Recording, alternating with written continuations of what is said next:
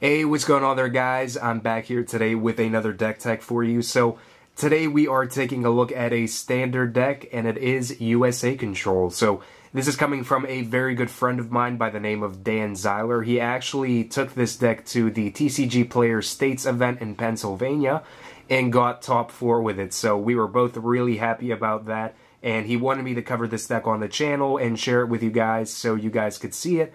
He also wrote an article about it, and you guys can find that down in the description below. You guys can read that, and you can also check out the link on TCGPlayer where it has his deck list and it shows that he got top 4 with it.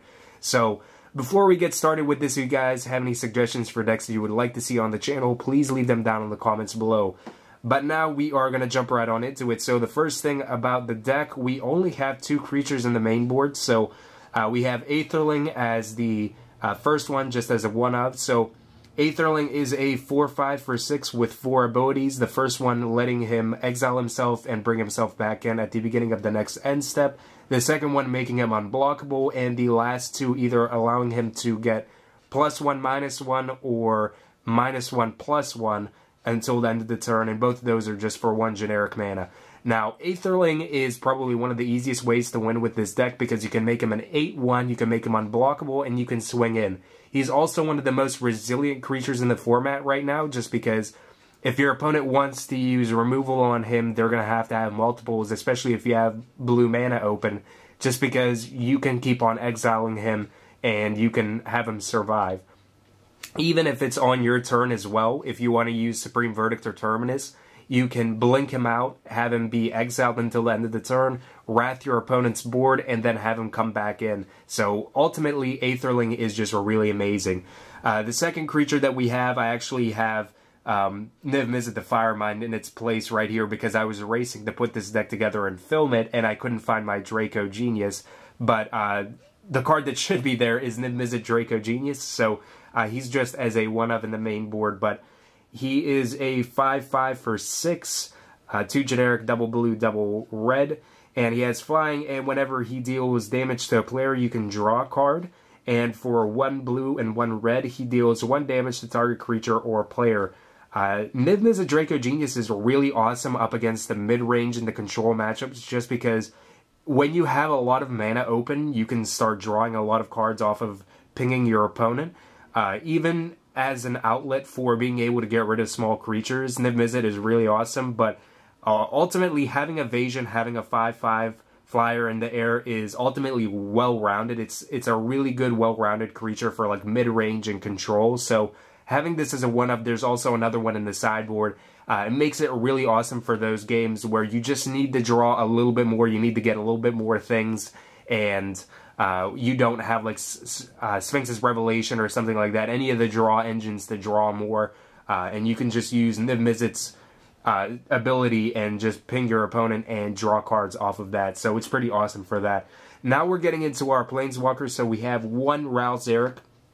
So Ral Zarek is really awesome in this deck. He's a 4 loyalty, 4 cost Planeswalker, +1 lets us tap a permanent and then untap another permanent we control. -2 is going to Lightning Bolt a creature or player, deal 3 damage to it. And the -7 is flip 5 coins for each heads that comes up. Whenever we're flipping them, we get to take an extra turn. So ultimately, Ral Zarek is just a really, really nice Planeswalker for us to have. Whether we're playing up against any blue decks that could potentially have counter spells or anything like that, we can start tapping down our opponent's extra lands that they have open, like not letting them have double blue for Dissipate or anything like that, or not letting them have blue at all so that they couldn't have a counter spell or anything like that. Also, it lets us untap our own lands, like if we missed a land drop and if we need to get to our 5th land to play Assemble the Legion or Jace Memory Adept or something like that, it's going to allow us to do that, so it lets us help ourselves out a little bit there, and it also provides a decent amount of removal. It lets us get rid of creatures with X3 toughness or less, so it's not bad ultimately. Ral Zarek is very, very nice. I really like him as a Planeswalker, and he really works well in this deck. Then we have 2 Jace Architect of Thought, so he's a 4 loyalty, 4 cost Planeswalker, +1 is going to make it so that until our next turn, If creatures attack us, they're going to get -1, -0 until the end of the turn. -2 is going to do Mini Factor Fiction for 3 cards. Our opponent separates them into 2 piles. One goes to our hand, the other one goes to the bottom of our library, and then his ultimate is going to be a bribery. So we get to search our opponent's or each player's library for a card, and then we can play it without casting or without paying its mana cost. So Jace, Architect of Thought, is a really nice utility planeswalker with his -2. That's the biggest thing about him, is he lets us dig, and whether it's getting lands or getting something that we really need, he just lets us dig through and just kind of get closer to the things we need, if not getting them exactly. Then we have one Jace Memory Adept. So Jace Memory Adept is more of a win condition than anything else. So 5 cost, 4 loyalty, +1 lets us draw a card and mill our opponent for 1. And his 0 ability is probably the ability that gets used the most, where you mill your opponent for 10. So it puts your opponent on the clock, you get to mill them for 10 each turn. If your opponent can't get rid of them, you essentially are going to have the game off of that. So we can win the game either by getting our opponent to 0 life or using Jace Memory Adept to get them to 0 cards in their library. Then we have one Assemble the Legion in the main board. We also have some in the sideboard. It's an enchantment for 5, probably one of my favorite enchantments from Gatecrash, one of my favorite rares to draft especially. But at the beginning of our upkeep, we put a muster counter on the Assemble the Legion, and then we put a 1/1 onto the battlefield with haste. For each muster counter on Assemble the Legion. So each turn we're going to keep on making more. So it makes it awesome for having blockers up against aggro decks like the mid-range variants, and even some of the more like the Naya Zoo based aggro decks where they just kind of play bulky creatures and want to get a good board state. Being able to make more creatures each and every turn gives us a pretty good board state there. And it also builds us up where if we want to use Azorius Charm and gain a lot of life off of getting lifelink onto all of those creatures, it's going to be a nice way to do so. So ultimately, Assemble the Legion can either be a way for us to stall, or it can just be a way to fill up our board and just have a way to win after a couple of turns. Then we have our Sphinx's Revelations as a 4-of, so gain X amount of life and draw X amount of cards. Pretty straightforward for the control mid-range, especially when it comes to like USA or anything running blue-white. You're going to find Sphinx's Revelation in those decks. Sphinx's Revelation is just awesome. We have a playset of Azorius Charm to either cycle it and draw a card, or we can bounce a attacking or blocking creature, especially if it's one of our opponents, if they're attacking with something. If we're playing it up against aggro and we find more value out of bouncing one of our opponent's creatures rather than cycling our Azorius Charm to get lands or more things that we need. But we can also use the Azorius Charm to give lifelink to our creatures if it comes down to putting it onto like AEtherling and gaining back 8 life, or multiple tokens off of Assemble the Legion or Niv-Mizzet or something like that. We can give lifelink to our creatures as well. We also have 3 Searing Spear to deal 3 damage to target creature or player. Whether it's dealing damage to our opponent or getting rid of creatures, it's pretty well-rounded right there for the 2 mana that we're using it for. We have 1 Mizzium Mortars to get rid of creatures worth 4 toughness or less, and it also has an overload, so it's kind of a more specific removal and sweeper that we have, but ultimately for the 6 mana that we have, it's not a problem getting up to there, not a problem getting the 3 red, and we can deal 4 damage to each creature we don't control. Then we have 2 Turn and Burn, so with Turn and Burn we can effectively for 5 mana have a removal spell for any creature, so for the 3 mana we can get rid of something like Thragtusk. We can make it a 0/1 and have it lose all of its abilities, so whenever it leaves the battlefield it's not going to make it 3/3 or something like that. We can also start getting rid of things like Olivia Voldaren, if she doesn't have her +1/+1 counters, that is. There are just numerous things, even Angel of Serenity as well. There are a lot of things that Turn and Burn can just get rid of really easily, and it's really nice to have Turn and Burn to be able to deal with creatures with specific abilities. So 2 Turn and Burn. We have 3 Think Twice to draw a card, also has a flashback, so play it for 2, flash it back for 3.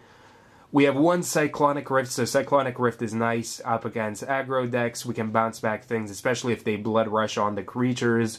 We can also use it, especially with the overload cost, against Sire of Insanity and the Jund matchups, where the trigger gets put onto the stack if our opponent has other things like Planeswalkers, creatures, or anything like that.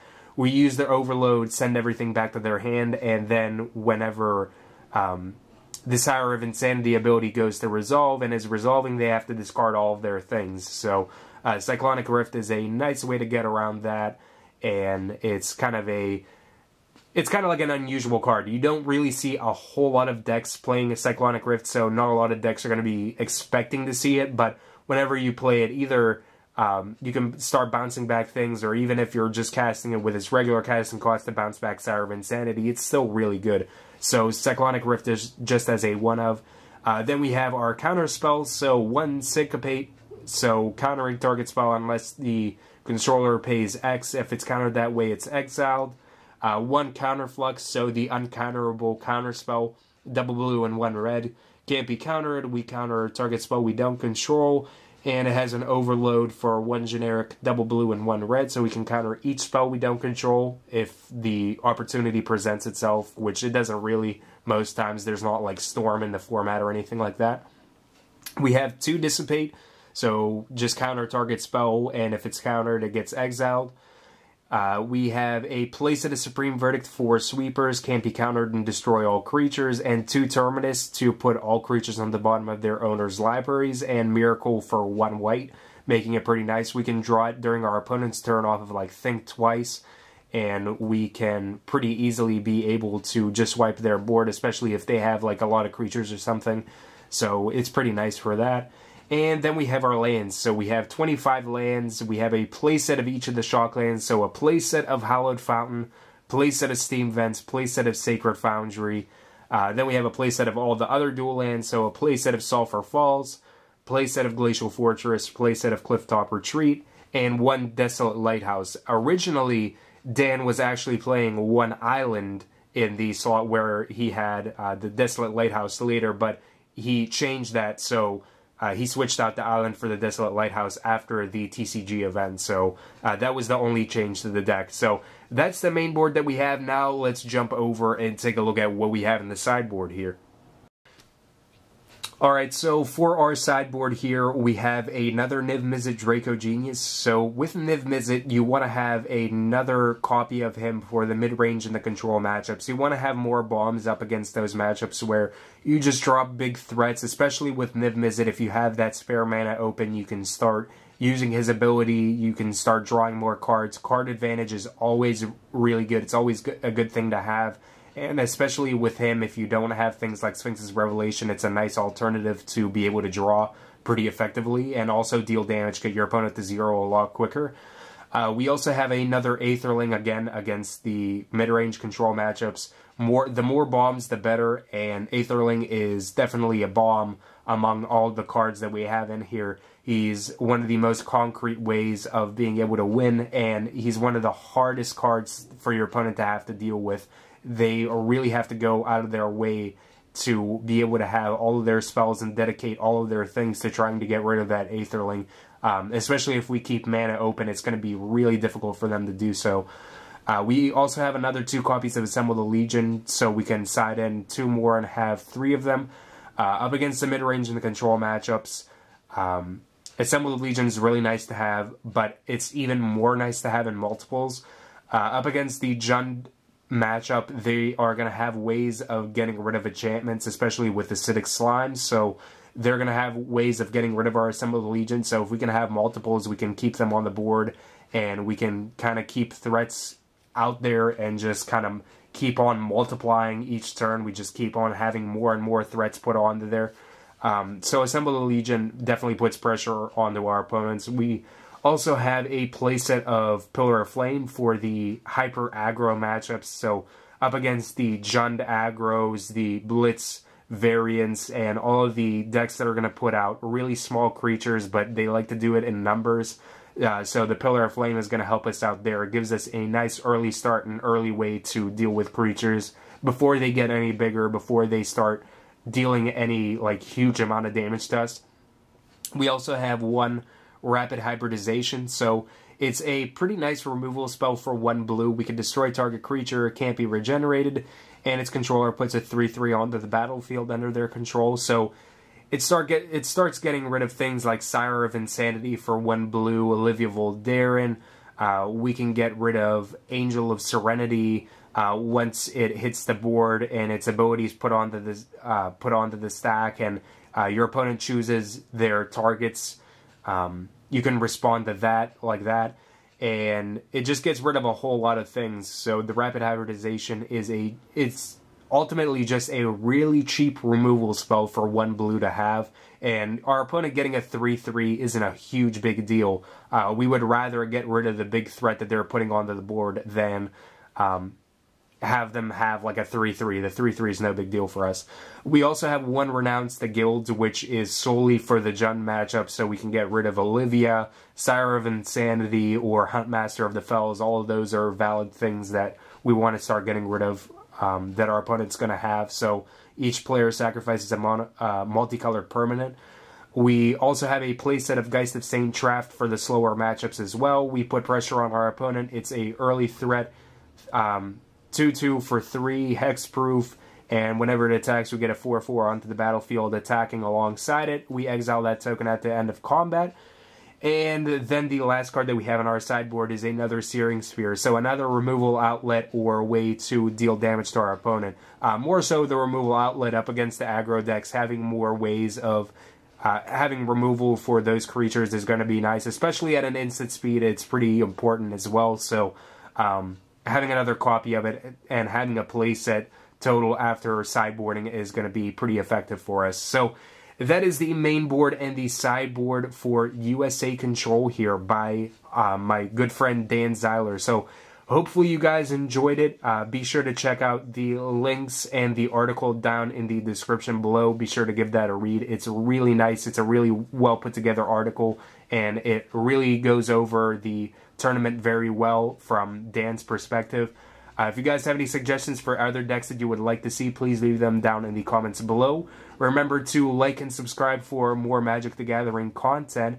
And until next time, guys, have yourselves a wonderful, fun-filled Magic the Gathering day. Peace out.